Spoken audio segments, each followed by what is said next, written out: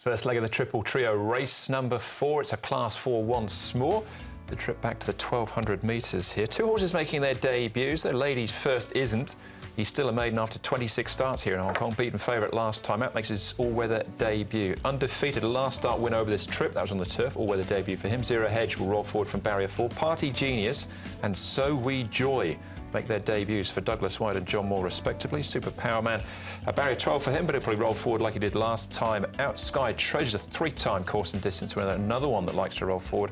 An Island Winner was a winner at Happy Valley over the 1,000 metres. That was just before Christmas. Derek Long from barrier 3. Dream Warriors is the horse that's been up at Chung Far and back in the last month. What are we looking at speed-wise, Tom? Well, interesting, they've given Undefeated another 1,600-metre trial like they did before he won last time out, which seemed to toughen him up, and I think he'll be up on the pace here with a horse like Zero Hedge, who was on the pace last time out. You've got Golden Effort, who should get a nice run there in the trail from gate number 1. Island Winner, Sky Treasure. You can see Party Genius caught a little bit wide there. The other newcomer is So We Joy, but he's flattered to deceive at his trials.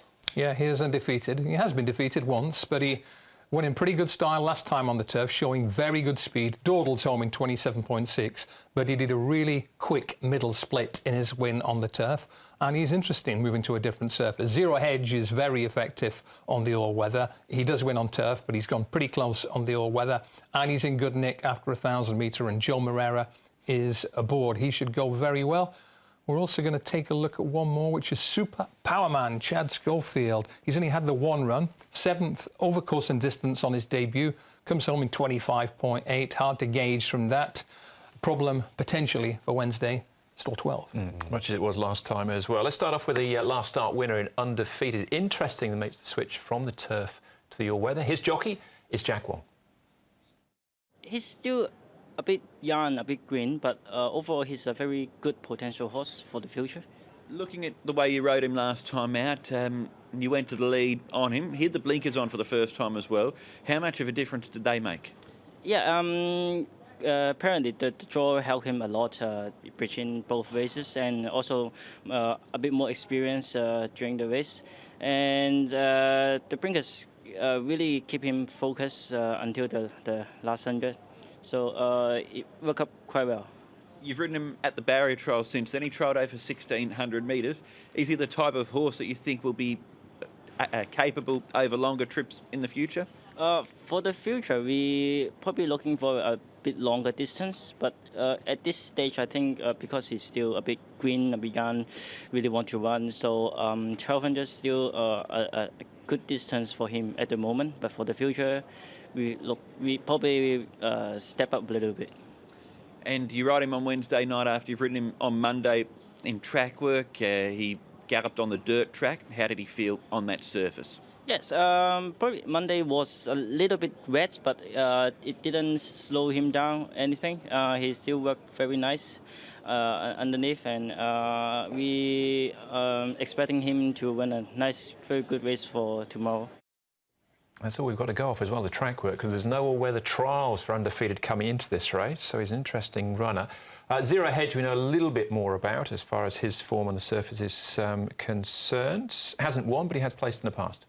Yeah, he has, and Zero Hedge, trained by John Size. Joe Moreira takes the rider. I thought he was very good last time out behind El Jefe, who was able to mug him over the final stages. You can see him staying on okay here. This was the race that, in the end, was won by Willpower out wider. So he just weakened the last little bit there, but he is better than that, Graham. I hope so. He needs to be in better form than that, and I think he is. He's got a couple of bits of all-weather form and that last turf performance at 1,000, which suggests he's in better nick now than he was then. Yeah, and just to clarify, when I say he hasn't won on the all-weather. He's a multiple one. He's a 4-time winner on the turf, but just hasn't got that dirt win just yet. His Party Genius, a deep field 3-year-old for Douglas White, Lexi Bedell, comes into this race. Karis Teeton's actually ridden him in all of his trials.